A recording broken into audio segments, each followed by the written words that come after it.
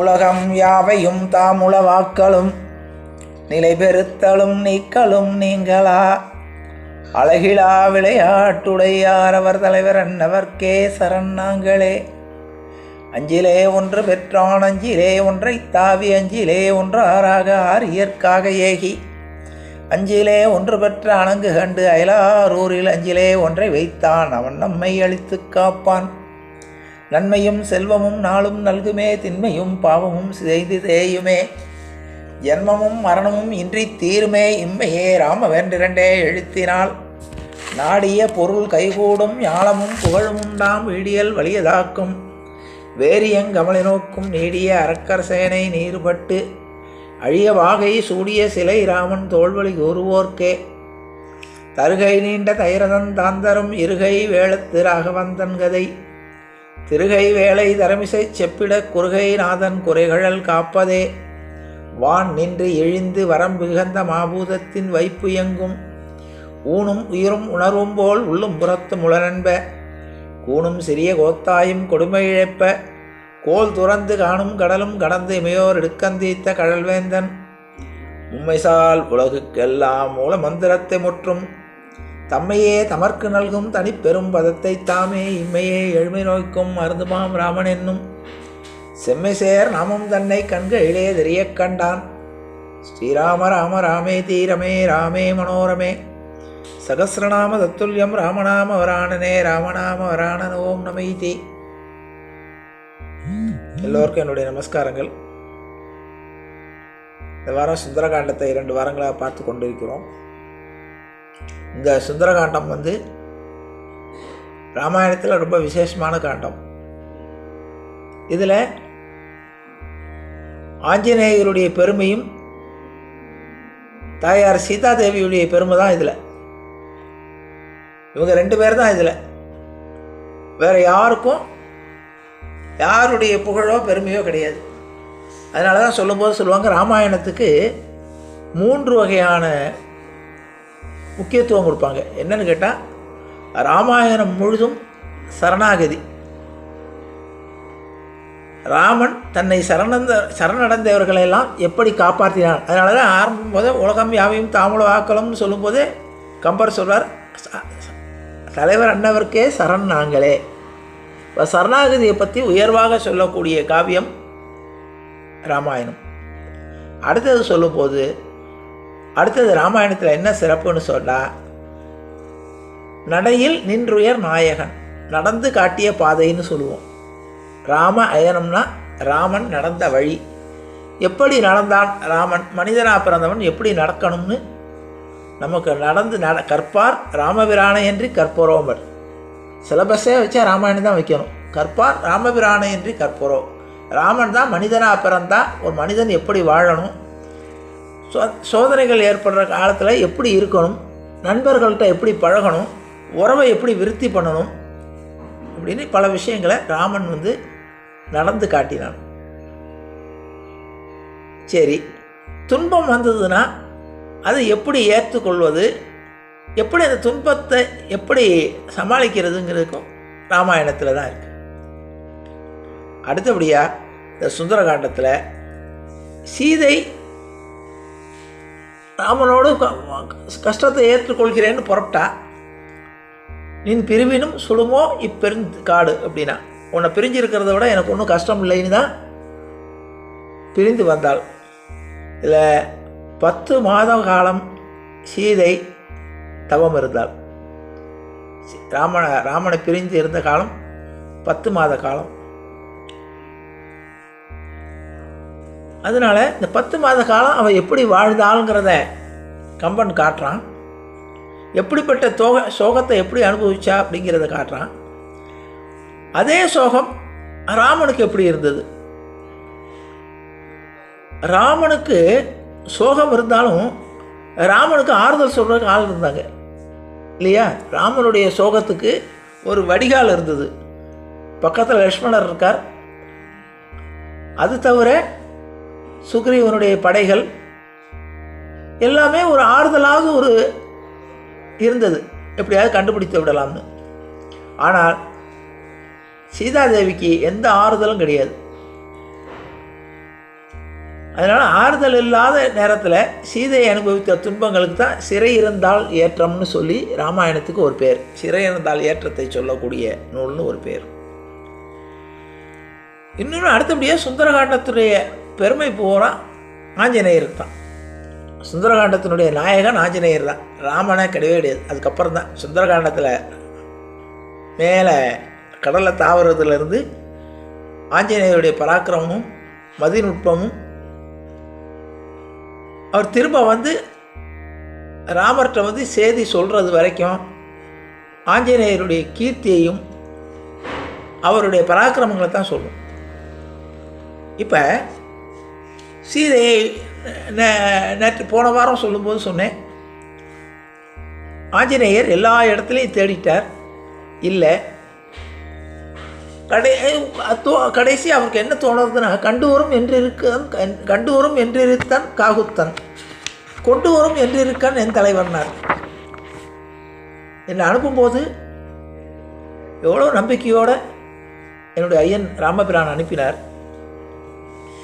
ஏன்னா எல்லா திசைகளுக்கும் அவங்கவுங்க போயிட்டாங்க, இந்த திசையில் தான் இருப்பாங்கன்னு கிட்டத்தட்ட முடிவாகி விட்டது. ஏனென்றால் ஜடாயு கையை காட்டிட்டு போயிட்டார். சொன்னவர்களெல்லாம் ஒரு ராட்சசன், ராவணன்கிற ராட்சசன் தான் எடுத்துகிட்டு போனான்னு.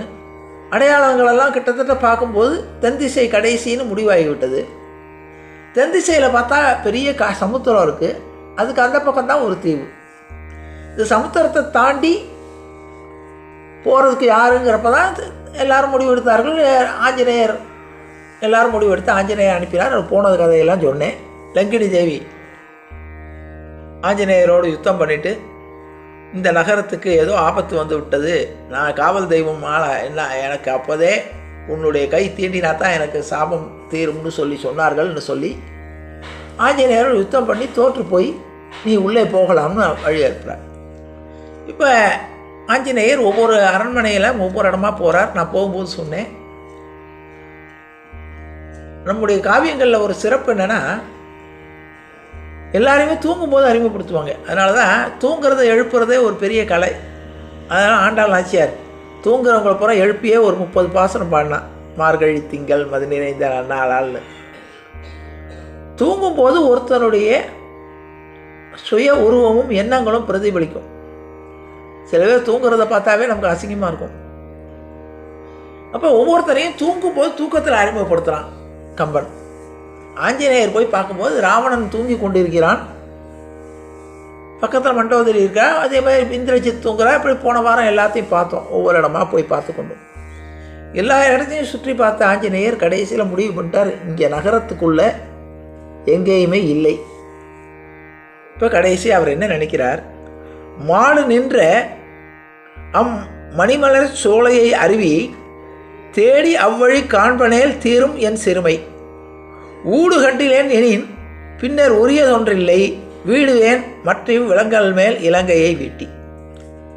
இப்போ நினைக்கிறார், எல்லா இடத்தையும் தேடியாச்சு, இனிமேல் நான் தேடிட்டு கண்டுபிடிக்க முடியவில்லை என்று இதை போய் சொல்கிறதுக்கு நான் எதுக்கு உயிர் வாழணும்? அப்படி ஒரு சூழ்நிலை இங்கே இல்லை என்றால், அப்போ ஏதோ மாதா சீதைக்கு ஏதோ ஆபத்து நேர்ந்து விட்டதுன்னு அர்த்தம். அநேகமாக ராவணன் அவளை கொன்றிருந்தாலும் ஆச்சரியப்படுறதுக்கு இல்லை. அப்படி ஒரு சூழ்நிலையாக இருந்தால் இந்த இலங்கையை அழித்து விட்டு நானும் இந்த இலங்கையிலே மாண்டு விடுவேனே தவிர தோல்வி செய்தியை கொண்டு போய் நான் திரும்ப சொல்ல மாட்டேன் அப்படிங்கிறார். சொல்லிட்டு அசோகவனத்துக்குள்ளே நுழையிறார். இது ஒரு குளிர்ச்சியான சோலையாக இருக்குது. நிச்சயமாக எல்லாருமே அந்த காலத்தில் சிறை பிடித்தால் அரண்மனையில் தான் கொண்டு வச்சுருப்பாங்க, இல்லாட்டி சிறையில் வச்சுருப்பாங்க. இப்படி ஒரு சோலையில் வைக்கிறது கிடையாது. அதனால் இங்கே இருப்பதற்கு வாய்ப்பு இருக்கான்னு தெரியல. இருந்தாலும் இந்த ஒரு இடத்த பார்த்து விட்டு முடிவு பண்ணுவோன்ட்டு போகிறார். இப்போ சீதையோட நிலையை கம்பன் வர்ணிக்கிறார். அதை வர்ணிக்கிற பாடல்களுக்கு நிறைய இருக்குது. அதை சொல்லணும்னா அதுவே ஒரு வாரம் பூரா சொல்லலாம், அவ்வளவு பாடல்கள் இருந்தாலும் அதில் முக்கியமான பாடல்களை மாத்திரம் சொல்கிறேன். அதை 3 விதமாக பிரிக்கிறான் கம்பன். ஒன்று சீதையுடைய துயரம், அடுத்தது சீதை இருந்த நிலை, அடுத்தது சீதையுடைய எண்ணங்கள். இந்த 3ஐ பிரித்து சொல்கிறார். அது கம்பருடைய ஓமை நிறைய இருக்குது, அதெல்லாம் சொல்லணும்னா நாள் கணக்கில் போயிடும். இருந்தாலும் முக்கியமான பாடல்கள் மாத்திரம் சொல்கிறேன். அதில் எந்த பாடல்களை விடுறதுன்னே நமக்கு தெரியல அந்த அளவிற்கு. துயிலன கண்கள் இமைத்தலும் முகிழ்த்தலும் துறந்தாள், வெயிலடை தந்த விளக்கென ஒழியிலா மெய்யாள், மயிலியர் குயின் மழலையால் மான் இனம் பேடை அயிலையற்று வெம்புலி குழாத்து அகப்பட்டதென்றாள். சீதை எப்படி இருக்கானா அவளுடைய நிலைமை? துயிலன கண்கள் இமைத்தலும் முகிழ்த்தலும் துறந்தாள்னா, தூக்கம்னு சொல்லி கண்ணை இமைக்கவும் இல்லை மூடவும் இல்லை. இமைத்தல் கண் மூடுதல் ரெண்டையும் தவிர்த்தாலாம். வெயிலிடை தந்த விளக்கென ஒளியிலா மெய்யாள். இதில் அவள் அவளுடைய முகம் எப்படி இருக்கும்னா, சீதையோட முகம் பிரகாசமாக இருக்குமா. எப்படி பிரகாசமாக இருக்கும்னா, இருட்டில் இருக்கக்கூடிய தீபம் மாதிரி ஒளி பிரகாசமாக இருக்குமா. அந்த பிரகாசம் போயிடுதான். எப்படி போச்சுன்னு கேட்டால், நல்ல பட்ட பகலில் விளக்கேற்றி வச்சோன்னா எப்படி இருக்கும்? அப்போ நல்ல வெயில் கொளுத்துறப்ப விளக்கேற்றி வச்சோன்னா அந்த விளக்கினுடைய ஒளி, ஆனால் விளக்குடைய ஒளியாக தான் இருக்கும். ஆனால் அந்த வெயிலுடைய வெம்மையில் இந்த விளக்கினுடைய ஒளி மங்கிடும். அது மாதிரி அவள் ஒளி மங்கியவளாக இருந்தாலாம். மயிலியர் குயின் மழலையால் மான் இனம் பேடை.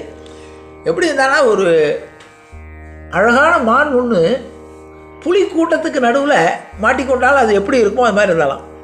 அயிலையிற்று வெம்புலி குழாத்து அகப்பட்டதனால், ஒரு புலி கூட்டத்துக்கு நடுவில் அகப்பட்டு கொண்ட மான் எப்படி நிலைமையில் இருக்குமோ அப்படி இருந்தால்னார். அதுக்கு அடுத்தது விழுதல், விம்முதல், மெய்யுற வெதும்புதல், வெறுவல், எழுதல், ஏங்குதல், இறங்குதல், ராமனை எண்ணி தொழுதல், சோறுதல், துளங்குதல், துயர் உழத்து உயிர்த்தல், அழுதல் அன்றி மற்ற அயலொன்றும் செய்குவது அறியாள். ஒவ்வொன்றும் ஒவ்வொரு செயலுக்கும் ஒவ்வொரு வரியை விளக்கம் சொல்கிறார். விழுதல், தரையில் புரண்டு விழுகிறா. விம்முதல், விம்மி அழுகிறா. மெய்யுற வெதும்புதல், உடம்பு பூரா நடுங்குதான். வெறுவல், எழுதல், மறுபடியும் எந்திரிச்சு உட்கார்றா. இயங்குதல், இறங்குதல், ராமன் வருவாரா அப்படின்னு சொல்லி அந்த திசையை நோக்கி, அயோத்தி திசையை நோக்கி திரும்பியா தொழுகிறாளாம். தொழுதல், சோறுதல், துளங்குதல், துயர் உழத்து உயிர்த்தல், மறுபடியும் மூச்சு விடுறா. அழுதல் அன்றி மற்ற அயலொன்றும் செய்குவது அறியாள். அவர் 2 கண்ணையும் கண்ணீரினால் அழுகிறதை தவிர வேறு எதையும் செய்யலையாம். அடுத்தது துப்பினால் செய்த கையோடு கால் பெற்ற துளி மஞ்சு ஒப்பினால் தன்னை நினைத்தோறும் நெடுங்கண்கள் உகுத்த அப்பினால் நனைந்து அருந்துயர் உயிர்ப்புடையாக்கை வைப்பினால் புலர்த்து ஒரு நிலை என்பதால். எப்படி நிலைமையில் இருக்கானா, கண்ணீர் சோற அழுதுகிட்டே இருக்காளாம். அழுதுனால அவளுடைய ஆடைகளெல்லாம் நனைஞ்சிருதான். நனைஞ்ச உடனே அப்புறம் ராமன் வருவானா, நம்ம காப்பாற்றுவானான்னு நினச்சி ஒரு பெருமூச்சு விடுறாளாம். அந்த பெருமூச்சு வெப்பத்தில் மறுபடியும் காயுதான் கம்பனுடைய வர்ணனை. அதாவது துணியை தோச்சி போடலையாம், உட்கார்ந்த இடத்துல செல் அரித்திட இருந்தாலும் அந்த இடம் செல் அரிச்சு போய்தான் அந்த பூமி. அந்த இடத்த விட்டு எந்திரிக்கலையாம், உட்கார்ந்த இடத்த விட்டு. அதனால தான் 10 வருஷம் வனவாசம் இருந்த காலத்தை தவம்னு சொல்கிறாங்க. அது வனவாசம்னு சொல்கிறது. சீதை இருந்த தவம் ஏற்றினாலாம். இதை பின்னால் அருமன் சொல்லும்போது அழகாக சொல்லுவார். அடுத்தது இப்போ மனசுக்குள்ளே அவளுக்கு எண்ணங்கள் தோன்ற ஆரம்பிச்சது. என்னை நாயகன் இளவலை எண்ணியா வினையேன் சொன்ன வார்த்தை கேட்டு அறிவிலர் என துறந்தானோ, முன்னை வாழ்வினை முடித்ததோ என்று என்னை முறையால் மண்ணி வாய் புலர்ந்து உணர்ந்து தேய்ந்தது ஆறுயிர். என்ன நினைக்கிறா? என்னை நாயகன் இளவனை எண்ணிலா வினையேன். நான் எப்படிப்பட்டவர்? ராமனுக்கு லக்ஷ்மணர், ராமனுக்கு அடியனாக நான் மனைவி. அதனால் நான் கூட வந்ததில் கணவனுடைய துன்பத்தில் பங்கெடுத்துக்கணுங்கிற ஒரு கட்டாயம் உண்டு, கடமை இருக்குது. ஆனால் இளைய பெருமாளாகிய லக்ஷ்மணர் வரணுங்கிற அவசியமா? ஏன்னா ராமனாவது காட்டுக்குள்ளே வரும்போது மனைவியோடு வந்தார்.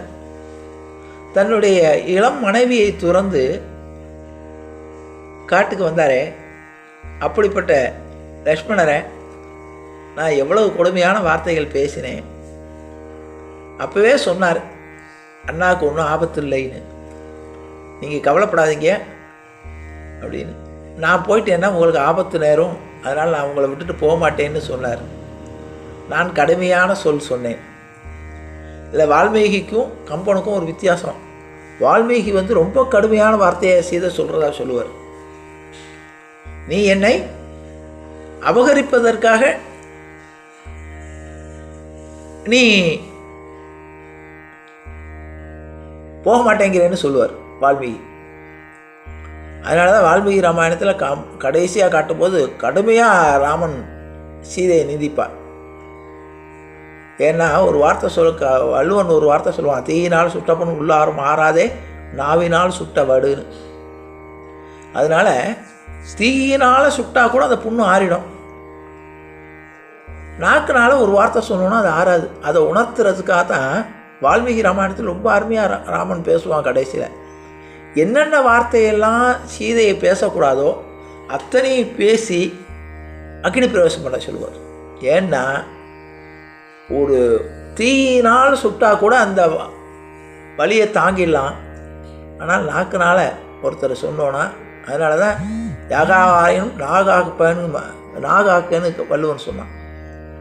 எதை காப்பாற்றாவிட்டாலும் நாக்கை காப்பாற்றணும். யாகாவாராயும் நாகாக்க அப்படின்னா காவாக்கால் சோகாப்பர் சொல்லியிருக்கப்பட்டு அது அப்புறம். இப்போ நாவுக்கு இனிய உளவாக இன்னாத சோரல் கனியிருப்ப காய் கவர்ந்து அற்று அப்படி நிறைய இனியவை சொல்கிறது எப்படி சொல்லணும்னு, நாவை எப்படி பயன்படுத்தணும்னு வள்ளுவன் பல இது எதுக்காக சொல்கிறேன்னா, வால்மீகி ராமனுக்கு லக்ஷ்மணனை துன்புறுத்தினதில் வார்த்தையினால் துன்புறுத்தினதுக்காக கடைசியில் இதே வார்த்தையினுடைய சொல்லுடைய கடுமை எப்படி இருக்கும்னு சீதைக்கு உணர்த்துவதற்காக கடைசியாக ராமன் பல கேள்விகள் கேட்பான். ஆனால் கம்பன் சீதையுடைய, ஏன்னா கம்பனுடைய காலத்தில் சீதை தெய்வமாயிட்டா, சாதாரண பெண் இல்லை. அதனால் கம்பன் கொஞ்சம் நாசுக்கா அதை சொன்னான். அதான் கம்பன் சில தமிழ் பண்பாட்டுக்கு தகுந்த மாதிரியும் சில இதை மாற்றமும் செஞ்சான். அதனால் லக்ஷ்மணன்ட்ட சொன்னது இந்த வார்த்தையை சொல்லாமல், நீ போகாவிட்டால் நான் இப்போவே தீ மூட்டி நான் எரிந்து விடுவேன்னு சொன்னான். அப்புறம் தான் லக்ஷ்மணர் போகிறார். கடுமையான சொல்கிறான். பரதன் அங்கேருந்து காட்டுக்கு அனுப்பினான், நீ கூடவே இருந்து தொந்தரவு பண்ணுறேன்னு ஏதோ ஒரு சில வார்த்தைகள் சொல்லுவார். இப்போ இதை நினச்சி ஒருவேளை லக்ஷ்மணன் இளைய பெருமாள் ராமர்கிட்ட இதெல்லாம் சொல்லி உடனே இப்படியா சொன்னான்னு சொல்லிட்டு இப்படிப்பட்ட மனைவி நமக்கு வேணுமா, இவளை தேடணுமான்னு விட்டாலும் விட்டுருப்பானோ. அதான் அந்த இடத்துல தான் சொன்னேன், என்னை நாயகன் இளவலை எண்ணிலா வினையேன் சொன்ன வார்த்தை கேட்டு அறிவிலால் என துறந்தானோ. இப்படிப்பட்ட அறிவு கிட்ட பெண்ணையா நான் மணந்தேன்ட்டு என்னை விட்டுட்டானா, முன்னை உள்வினை முடிந்ததோ என்று முறையால் மண்ணி வாய் புலர்ந்து உணர்ந்து தேய்ந்தது ஆறுயிர். அப்போ என்னுடைய ஊழ்வினை தான் இப்படி என்னை பேச வச்சுதா அப்படின்னு சொல்லி வருத்தப்படுறான். அப்புறம் கொஞ்ச நேரம் கழித்து அவளே தேற்றிக்கிறான். லக்ஷ்மணர் அப்படிப்பட்டவர் இல்லையே, சொல்லியிருக்க மாட்டாரே. ஏன்னா ராமன் கேட்குறான்,